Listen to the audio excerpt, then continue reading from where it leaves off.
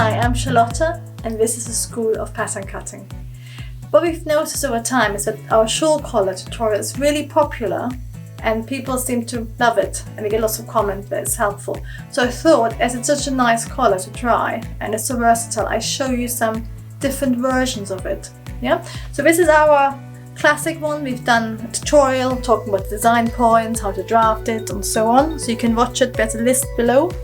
But I thought what I'll show you in this video is just to quickly draft two versions. So I'm going to draft one narrow one which is much lower and it's more like maybe a tuxedo collar, and then I'm going to show you another one which is much higher, double press it, and has a lovely curve, just so you can see how you can adapt your pattern cutting skills to different designs.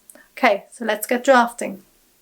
So let's get drafting our two shawl collar variations. So if you remember, this is our original shawl collar, and if you want to have some in-depth analysis and also how to draft it, we've put the original how-to video in our description, but this is really much more about drafting variations. So you might have mastered the basic one, now you want to have two different versions. So I'm going to do one which is lower, really narrow, and has a really lovely curve at the bottom, and then I'm going to do another one which has a wider button stand maybe and is really curved and higher. But I'm going to draft them on the same piece of paper so you can see the difference and start working your own designs. So we need a piece of paper and your front bodice as usual, and we're going to just trace around it. And I'm going to be quite quick about the basic instructions because we got the really good in-depth instructions on our proper video. So this is more about how to adapt the pattern once you've done it. So this is my front. So I'm now going to do the really narrow pattern.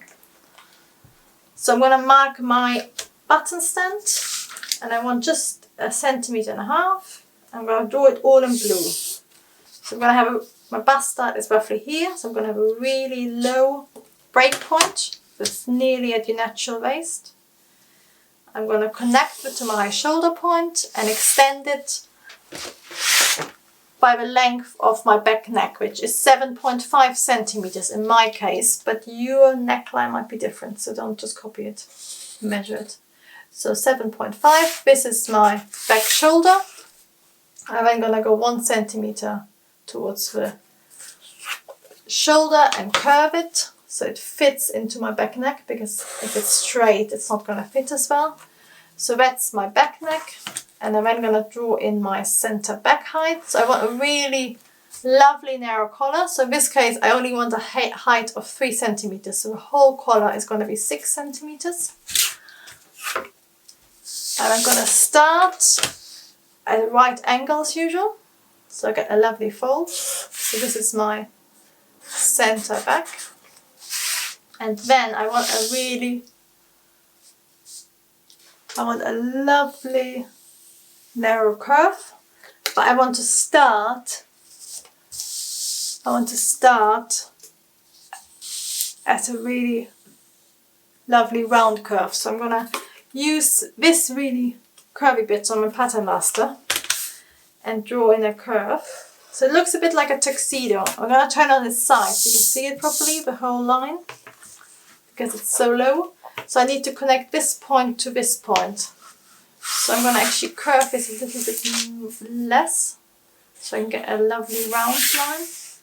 And then I'm going to draw the line on, but I'm going to keep an eye on, I want them to match. So I'm starting to go from both directions.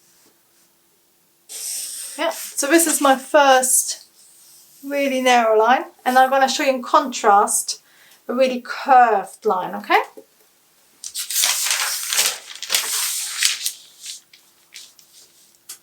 So let's move it back. So again, I'm going to work in orange this time. So this time I'm going to have a wider button stand, so I'm going to make it double pressed for a change. But I'm going to make it really high break point. So I'm let's do 5 centimeters. And then I'm gonna do my break point up here. So that's at your sort of above your bust point. So it's gonna be sort of, become slightly sort of 40 sailor collar. And then I'm gonna have my break line from my break point to my shoulder point. And again, I'm gonna extend this line by 7.5 centimeters, which is my back neck measurement. So as you can already see, completely different patterns. Same skill base, but the lines become different as your design changes. So again, 1 centimeter towards the shoulder, curve it slightly, and that's your center back line now, starting at 90. And because you always start at 90 degrees, they start angling the higher your break point is. So that is my other center back. And this time I want really high. So I'm actually going to make it 10 centimeter, no, even more. I'm going to make it 12 centimeter. So I've got a folded line, collar height of 6 centimeters. So it's going to be nice and high. And then again, I start at a right angle. But this time I want all the curve to be up here. So I'm going to start with a really shallow curve there and put all the volume up there. So again, it's sort of moving your pattern master around. So it gently curves. So you can see now, you got the same collar, but you've got 2 versions. So one, if I turn it around so you can see both of them. So you've got a really narrow collar with a low button stand, and then you've got a really high round collar with a big button stand. So these are 2 great variations on your shawl collar. Please let me know how you find them. Thank you very much for watching.